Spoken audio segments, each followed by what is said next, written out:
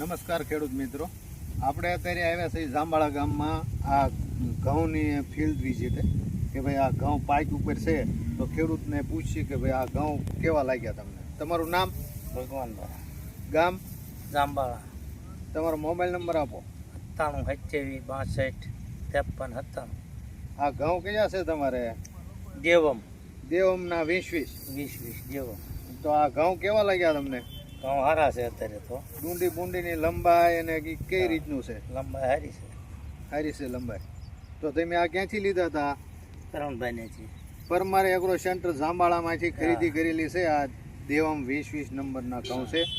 ડુંડીની લંબાઈ સારી છે, દાણાની સાઈઝ સારી છે અને ઊંચાઈ પણ મીડિયમ છે, એટલે પવન ના પડે નહીં એવી વેરાયટી છે.